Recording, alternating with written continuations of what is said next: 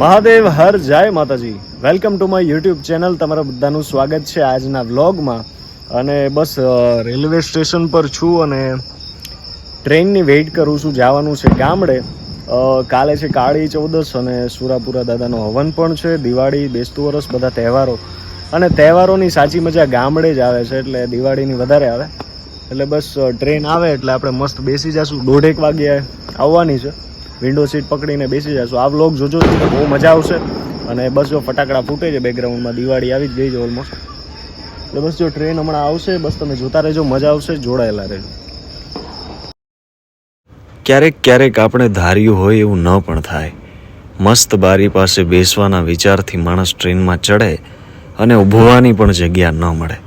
ત્યારે કવિ ધ્રુવ ભટ્ટની એક કવિતાની સુંદર લાઈન યાદ આવે કે આપણે તો કહીએ કે દરિયાશી મોજમાં. જે દરિયાશી મોજમાં હોય એ વહેતા પાણી જેવા હોય, જે કોઈ પણ પરિસ્થિતિમાં એનો રસ્તો કરી જ લે. તો ફાઇનલી પહોંચી ગયો માળિયા હાટીના. હવે અહીંથી જવાનું છે પાટીએ, પાટીથી જવાનું છે ભાખરવડ. એટલે હજી સફર બાકી છે, પણ ટ્રેનનું સફર અહીં સુધી હતું. એટલે હવે આગળ જોઈએ. શાંતિ છે એકદમ. સવારના 5:30 વાગ્યા છે. ઠંડો ઠંડો પવન છે.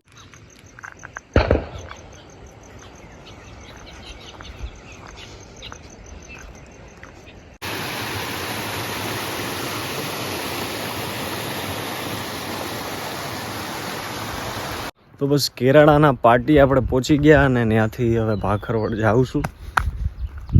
અને આ સરસ મજાનું જો સવારનું વાતાવરણ, પંખીઓનો કલરવ, વહેલી સવારની એક મોર્નિંગ વોક જેવું ફીલ થાય છે અત્યારે.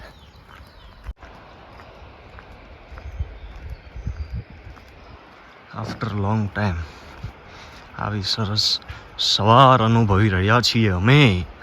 હવે પહોંચી જ ગયો છું ઓલમોસ્ટ. જગારા મારે છે. જગારા ફાઇનલી પહોંચવા આવ્યા છે. તો બસ હવે ફ્રેશ થઈ જાય ને પછી આજે હવન છે. કોઈને તૈયાર થઈ ગયા છે ને હવે છે સુરાપુરા દાદાનો હવન. તો ત્યાં જઈએ અને જોઈએ શું તૈયારી ચાલે છે. દાદાના દર્શન કરીએ